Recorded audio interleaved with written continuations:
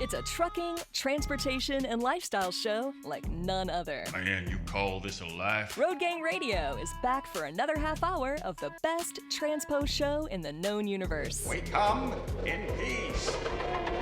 Well, actually, we're falling to pieces. Let's see if we can achieve liftoff, Phone Master Dre. We are into this spooky good old Friday from the Fastport Studios with your hosts, Lindsay, Lawler, and Jimmy Mack. Well, hey there, Phone Master Dre, and happy Halloween to you, my friends. You, Lindsay Lawler, you, Andre Thibodeau. Lindsay, a little quick bit of business here. After our next guest shuffles off his radio coil, we're going to come back with a quick announcement about what's going to go on with Trucking with Oida, and then we will slide into the segment better known as Country and Western Music News with your host, Lindsay Lawler. That's coming me. up here. Yeah, so I know her. We're going to be doing that. A little bit different formatting, but we're going to be doing that. That should be kind of fun and interesting. Would you care to do the honors? Because I'm so excited. I would care very deeply. This is our first time having Vincent Genna over here on the new platform. He was such a fan favorite, and by fan favorite I mean me favorite, you favorite, everybody favorite on the show. So it's so fun to be welcoming back over here on the new platform. Where we have even more flexibility to go wherever we want. So many, read into that all the ways you want.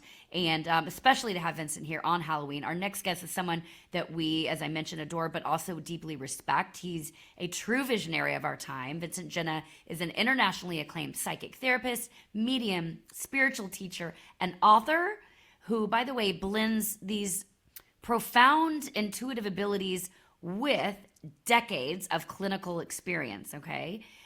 He doesn't just offer messages. He offers real clarity and empowerment and a spiritual truth with real practicality and purpose behind it. So it's a balance that we can all get our heads around. He's helped countless people break through emotional...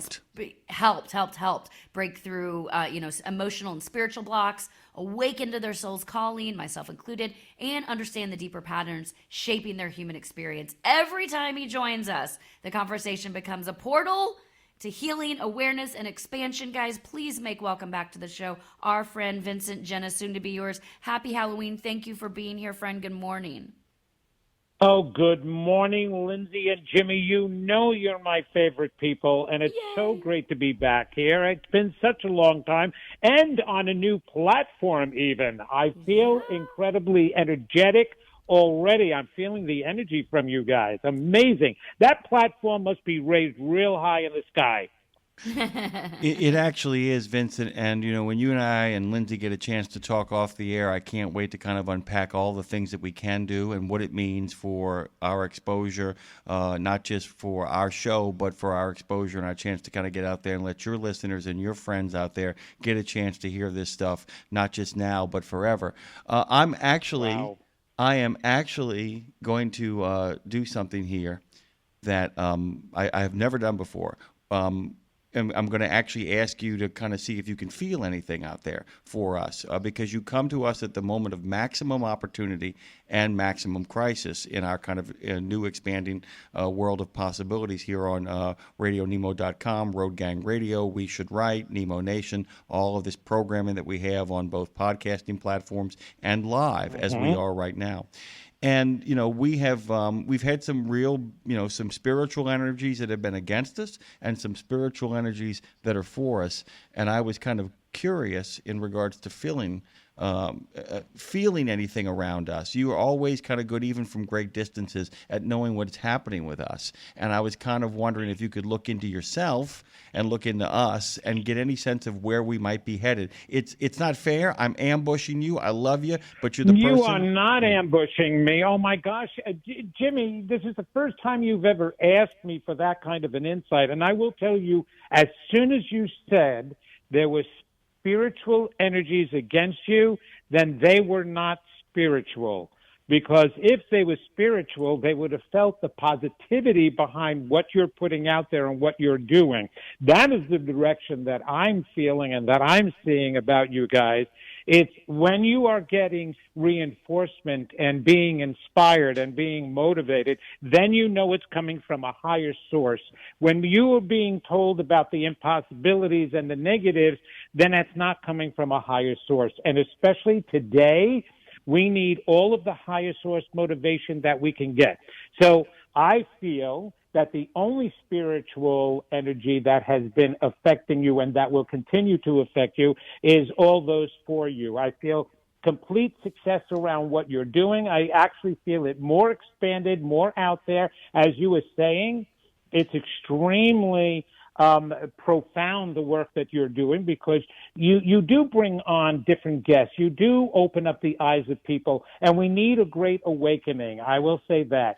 So as long as, and I will say this, I will add this, and this is coming from higher guides for you guys, as long as your intentions remain pure. In other words, not just because you want to be seen and heard and famous, but because you want to impact and you want to make a difference, then you will have continued and greater success. So keep going in that direction, and everything will work out fine. The other direction will only be in alignment with the negative energies, and that will bring you more down. But I can tell you right now, I feel more positives coming from you than negatives coming from you. So you're going to do great. And you'll be seeing that in 2026 in particular is when you'll see an increase of support and even sponsorship. I don't know technically how that works for you guys. I can only receive messages of support for what you do. I know radio today is really difficult.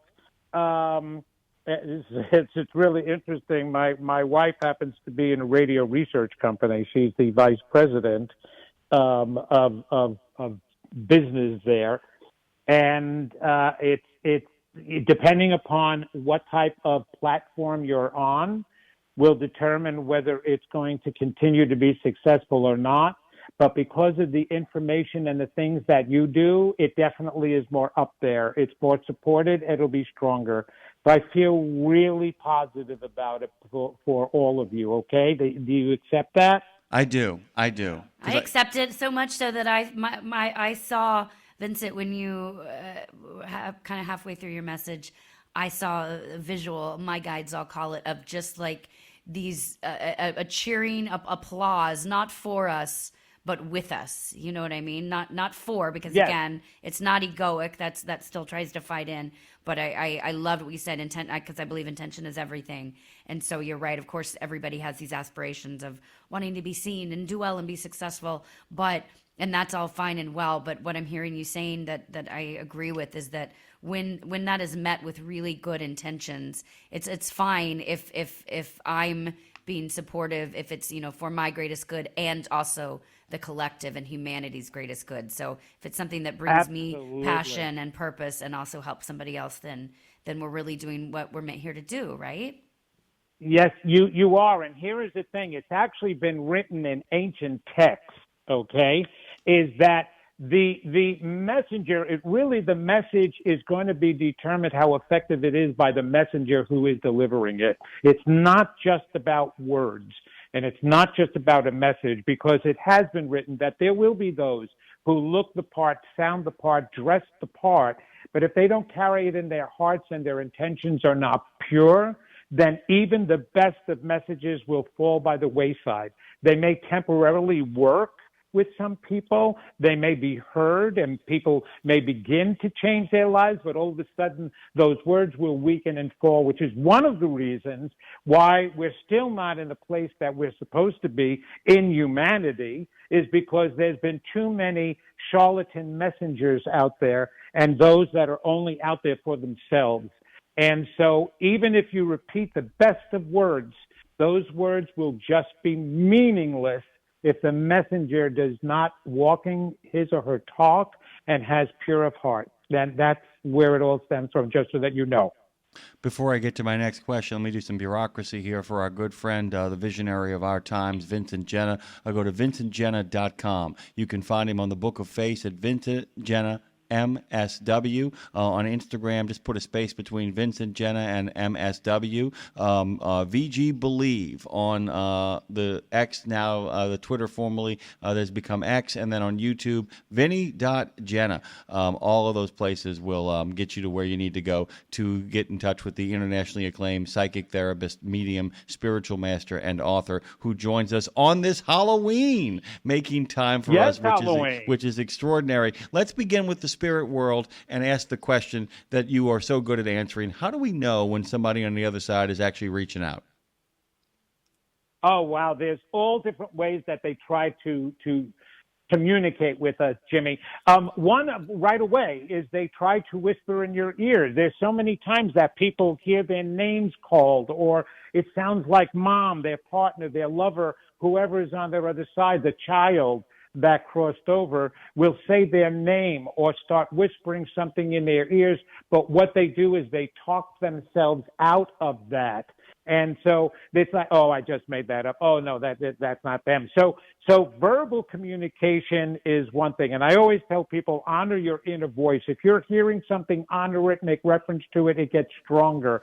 Other ways is through symbols. They like symbols because they can control that. They'll send you butterflies. They'll send you a cardinal or a blue jay, something that was more meaningful to that person while they were alive. All of a sudden, the flowers in front of your house are blooming that have never been bloomed before, and you transferred that bush there from mom's old house.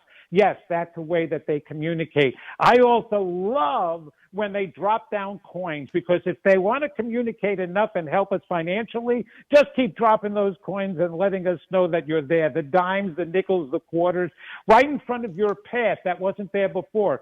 So many people think they don't carry change in their pockets. Who carries change anymore, right? Everything is by a charge card in plastic. But people will step out of their car in their driveway, and there is a dime right at the bottom of their car by their driver's side. And they're like, where did this come from? Well, it could be dad. Dad usually, men like things like that. Grandpa will drop you some coins as well. Aromas and scents. That's the other thing. You may smell something, a cologne that your mom used to wear all the time, or that your partner used to wear. You smell it all of a sudden. That means they're right there with you. Other ways of letting you know is through songs will come on the radio.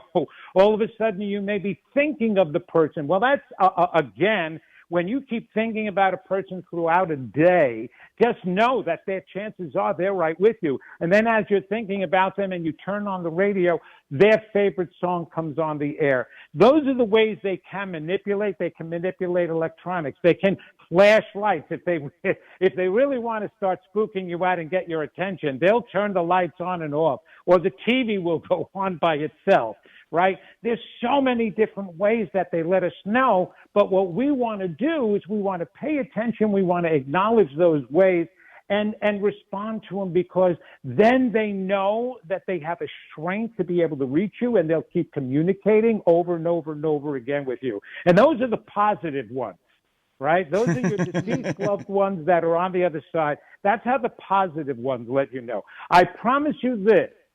They will not come at 2 or 3 o'clock in the morning and wake you up. That's not your deceased loved one, nor an angel doing that. Oh, my gosh. In my business, right, as mediums, there are people who will actually say, the angels wake me up at 3 o'clock in the morning, and so that's when I do my writing, because I know they want to communicate with me. No, they're not waking you up at 3 o'clock in the morning. Don't you think they know you need your sleep down here? Like, that's your anxiousness or your unresolved issues or whatever's going on, anxiety that you're not dealing with, and you just happen to wake up and your brain starts thinking. That's not angels talking to you. So, but there are those ways I said that they are talking to you. Now, ghosts, on the other hand, they have different ways of communicating with you. And this Halloween, you got to watch out for them. Naughty, naughty, naughty. Go on. Hey, Vincent, I have a question for you that is personal, but I also think it has a universal theme, so many can can Okay. understand. Go ahead. So my husband's brother, who is very close, passed away about 8 years ago, and I certainly had a full-on. He is communicated through a speaker in my house, and that's a story for another day. But so we have felt his presence for sure. But we have a lot of his things at our house, his records and his collections and such. However, this year, my husband's father passed away in March. He was Irish Catholic, and he passed away on St. Patrick's Day, so you do the math. And he had been sick, so that one we knew was coming, and there was a lot that needed to be healed from his passing, but I'll just say. That being said, we thought, so great. His parents had divorced a very long time ago, and it was a rough marriage and a rough divorce. And she had always been, Mother Mary is her name, Mary. She had always, who I'm very close with, my mother-in-law. I'll put this not nicely. She probably couldn't wait till he died, so she could finally have some peace on earth with just her and her kids. And she was healthy as far as we knew. And my question to you in bringing all this up is because I think as we talk about our soul kind of, our soul knows when we're going to pass, perhaps makes a decision before they come here. You can expand on that or not. But she died 1 month later, out of the blue, seemingly out of the blue. And it was such a shock because we thought she finally gets this time and peace on earth, this healthy woman who was so excited to start traveling and doing all these things. And then she passes, like talking to her that morning, gone that afternoon. And I'm curious because I think a lot of people can maybe wonder this too. Why did you decide to leave? Why, or where were you taken, however you want to think of it, when you were just about to finally get that new lease on life? I don't know what you have to say on that, either personally or universally, but it's something that has been in question both. and haunting my house. I can say for both universal and for you personally. First of all, what your conscious mind wants has nothing necessarily to do with what your soul knows you need, okay? And she's the one who attracted that man into her life to start with. So she obviously has had and has issues that she never resolved herself. And she also probably had a soul contract with that man to meet him in this life. That's not a soulmate necessarily, but just someone, okay, I'm going to get together when I'm down there. I'm going to meet you. We're going to get married. We're going to have children together, okay? And so they are together having that kind of contract. All right, he leaves, and what I'm feeling is that she got caught up in a world that she never resolved anything either. And so like attracts like, they had definitely a core of insecurity, a lack of self-love, a lack of self-belief, which is one of the reasons why they had emotional distress throughout their life and maybe their marriage as well, whatever the case may be between the two of them. But she did get her peace. She did get what she wanted, but in a way that the soul wanted to, not in the way that her conscious human mind wanted to. We think we want, when we're kids, and we're taken to Toys R Us, we think we know what toy we want. We think we know what's going to make us happy. And it's like, so if we have parents that turn around and go ahead, go get anything that you want, chances are we're going to pick out something that we're going to get bored with. But if we go, well, what do you think I should have? What do you think is going to be better for me? All of a sudden, then you'll get the right toy and the better toy because it knows you better. Your higher self knows you better than your human self does. And so what was best for her, she should have wanted to make the peace while he was alive, not afterwards. And so she asked for peace, didn't she? And she got it. And be careful so what you wish got for. To understand, not only be careful what you wish for, but what you think is in your best and highest interest isn't necessarily in your best and highest interest. Part of her learning should have been, how do I make this work and how do I get along and have peace here now with my partner? You are with a partner to learn about yourself, not to complete yourself, but to learn more about yourself. So why you attract someone in your life to start with is part of the lesson. Then how do I maintain the proper relationship with this person is part of the lesson that you learn about yourself. And so, yes, you can sit there and do all you want and complain about the partner that you have and that he's wrong, she's bad, he's bad, whatever the case may be, but you manifested him. There is no such thing as a victim. You attracted him into your life, and your greatest complaint about your partner, you have to find within inside of yourself, otherwise you wouldn't be seeing it in your partner. So what she was distressed about with him is probably her greatest lesson for herself, about herself.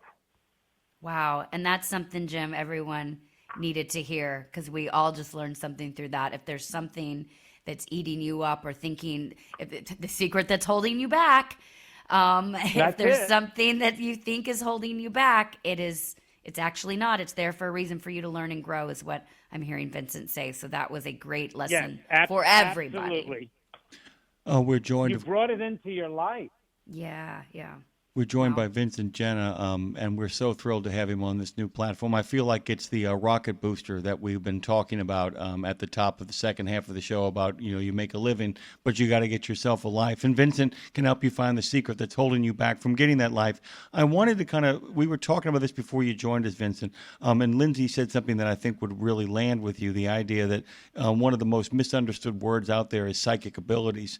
And a lot of people have them. Some people are employing them, not realizing what they are. Some people have never tapped into them. Some people have full command of them. How does a person go about the business, especially during a season that reminds us to be mindful about the spiritual energies around us, to tap into our psychic abilities? Well, first of all, change the definition of psychic. The word psychic it comes from psyche. It's going deep into the psyche, which is what intuition does. Intuition and psychic ability are the same abilities and talents which everybody has. That's number one. But as soon as you use the word psychic, they think it's some woo-woo person with a crystal ball and a turban on their head, and so they get that bad connotation right away, and so it limits the people that go into it. But the purpose is to be able to open up your intuition more. So you have to acknowledge that you have it to start with. You were created with it, and you would never have survived this far. And as a species, we wouldn't be here without it. So that's number one. Number two, I started to briefly say when you asked me about how do we know when they're communicating with us, you have to honor your inner voice. That's your intuition speaks to you constantly. And earlier, I just listened to you, and you said that you use the intellect then to explain what the gut feeling is that you're getting. That actually is the exact reason why we were created with intellect. The two greatest gifts are intuition and intellect. But the intuition will always come first, Jimmy. And the intellect is then meant to label the intuition, to understand what it is that you're feeling, but it's never meant to talk yourself out of it and to continue this left brain conversation about why you shouldn't be listening to that gut feeling. It's all about the gut feeling and the intuition first. The more you keep giving into it and honoring that feeling that comes in, the stronger it gets. That helps to open up that channel. You can practice that. You can practice that with automatic writing, which is a fabulous thing to do. Sit with a pad and a pen and take about 5 minutes of closing your eyes and sitting in silence with the intention of wanting to answer an important question for yourself. Should I take this job? Should I move here? Is this person going to be a good relationship for me, right? And then you sit there for 5 minutes with the intention of receiving an answer on that. And then you just, after 5 minutes, you pick up the pen and you start writing on the pad whatever comes to mind. It's called visioning. It's called tapping into your intuition and your higher self. And you just write that out. You can begin to practice that, and people will say, well, maybe I'm just making that up and that's my imagination. Of course it is your imagination. Your imagination is the greatest thing that taps you into your intuition. It's the same thing, too. It's a tool in which higher source, higher powers, your higher self speaks to you is through your imagination. Albert Einstein was a brilliant imaginer. He immediately had feelings about things, and then things and visions started coming to him off of those feelings because he honored those feelings. He said, tell me what God is thinking, the details I don't need to know. And what he meant by that is tell me he knew that there was a force out there, the universe, and it would speak to us in inspirations or intuitions. And those inspirations would come to him, and the moment he would acknowledge them and say, okay, I'm going to go with this, he knew that universally that he would receive the guidance, he would receive opportunities, people would come to him, subject matters would be brought up that were going to help him with that.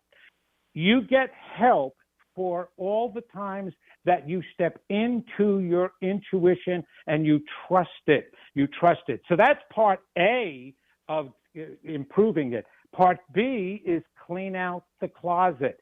You have no room for intuitive thoughts, and you will misinterpret them as long as there's trash in your closet. What I mean by that is those things that need to be healed, those things you've been suppressing, everything that my book is about, everything that you've been putting aside and ignoring, past pains, past scars.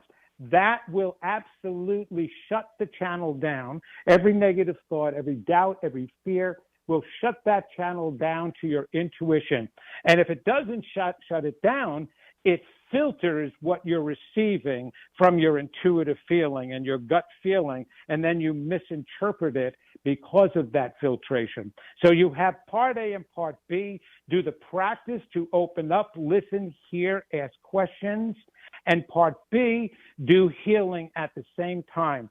And your intuition, that's what I did for the past 42 years. That's the only way that my psychic ability, my mediumship ability opened up, is because I honored it and I did the self-work and I did a lot of practicing. There's wonderful books out there, too, that you can tap into to get some practicing step by step if you are a person that needs steps. That helps you develop that skill more, but you must do the self-healing at the same time if you want to really trust the information you're receiving. Go Vincent, ahead. we just have about a minute left, but for a last final reminder to humanity, are we in a collective awakening or a collective unraveling? And is it our choice? We're in yeah, it is your choice. Absolutely. We're in both right now. We are unraveling because all that negativity you see out there that's coming to the surface is to let us know there's stuff that needs to be taken care of. We're in a possible awakening with the opportunities of all that information that is out there, and your luminaries now and your people out there who are in high consciousness and helping. We have the choice to step into it to make the unraveling be healed. Otherwise, we're going to completely unravel. It is 100% in our hands. It is not going to happen for us. Perfect. Vincent Genna, as always, Lindsay, he lands the plane. That's what he does. Vincent Genna, he's my pilot.